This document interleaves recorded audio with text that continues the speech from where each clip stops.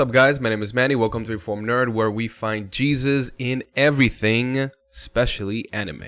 So today we're going to be covering the age-old question. Should Christians watch anime? Can you be a Christian while at the same time enjoy anime? A lot of people think that you can't.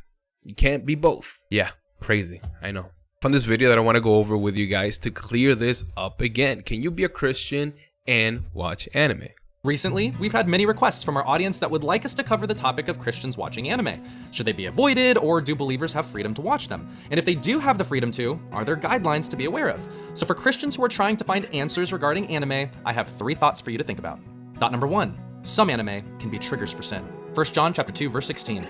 For all that is in the world, the lust of the flesh, the lust of the eyes, and the pride of life is not of the Father, but is of the world. In this passage, John talks about the world, and he clarifies that when he talks about the world, he doesn't mean the physical world with the land, sea, and bunnies. The world he is referring to is ungodly living, and it consists of 3 things. The lust of the flesh, the lust of the eyes, and the pride of life.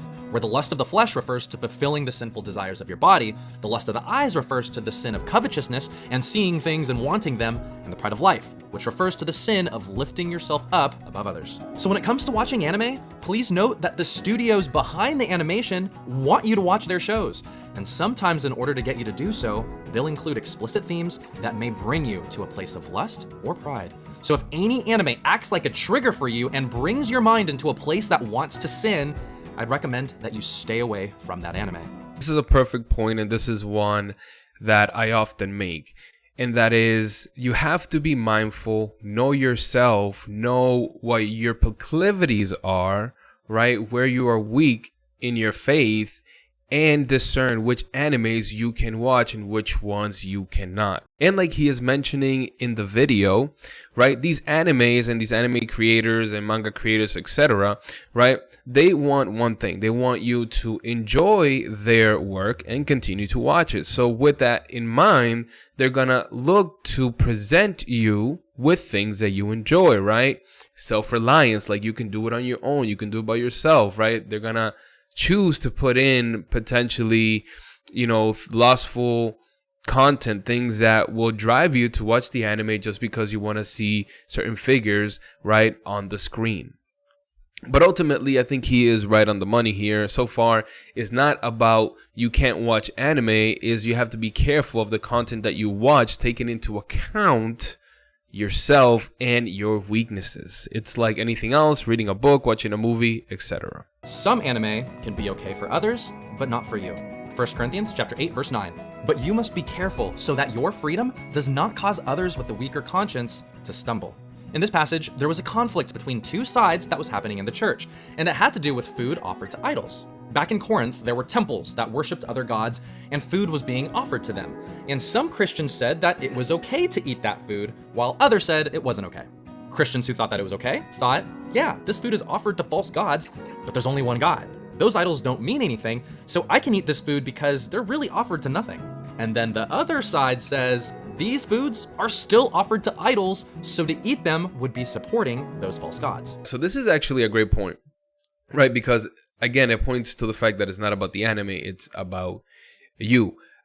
Before I get into this, I do want to make this clear. There are certain animes, like there are certain movies, certain content that you shouldn't be watching, right? Like things that are putting up naked figures, naked people, naked women, naked men. Like those are things that obviously it's going to apply to both sides, right? You can't just be like, oh, yeah, well, I'm not weak against looking at a naked woman, so I should be able to watch the anime. Like, yeah, no.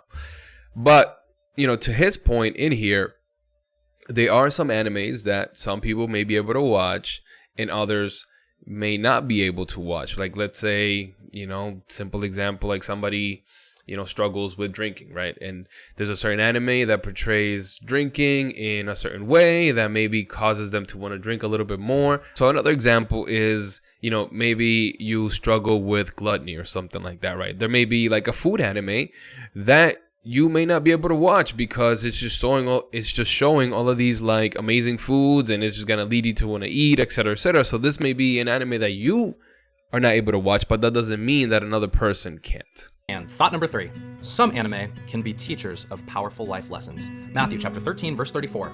All these things Jesus spoke to the multitude in parables, and without a parable, he did not speak to them. In this passage, it explains how Jesus taught many people through parables or stories.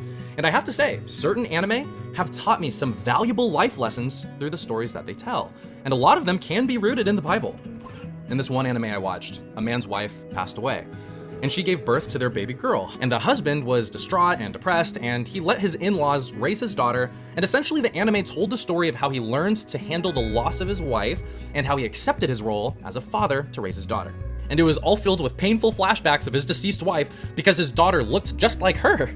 And here I learned the lesson that pain can bring us to a place of greater appreciation. And I also learned that I might cry more than the average person. This is also a great point. Like any story, most animes do try to bring home some sort of moral, right, to the story, to whatever you are watching, right? This is a great example. In this case, this man needs to learn how to overcome pain, right, in order to be able to love his daughter. In the same way, right, animes and themes within animes can correlate to things that God is teaching us, like stuff that I do in this channel, right? I take things that are happening in animes that people are seeing, that they're enjoying, that they're liking, and I'm like, hey, by the way, this is also something that is taught in the Bible. You may want to check this out as well. Right, like the same way the anime talks about overcoming pain, right, not being afraid to pain, being able to persevere, the Bible talks about the same thing, right? Paul himself talks about persevering till the end, right? He talks about how in his weakness, God becomes great, right? Showing us that even if we're going through struggles, that doesn't necessarily need to bring us into a place of desperation, but instead we should be relying on God in order to be able to persevere and move forward, right? Like a lot of these characters do in anime. So overall, guys, obviously you can be a Christian and watch anime. Again, it goes back to you, right? Your personality, the things that you struggle with, the things that may deter you from your walk. Just be mindful of those things and avoid animes that bring you away from God, and focus on the ones that, hey, maybe they bring you a little bit closer to God in the end, or at least offer opportunities for you to interact with people and, share the word of God. All right, guys. Well, this is all that I have for you today. As always, just want to remind you that we must persevere.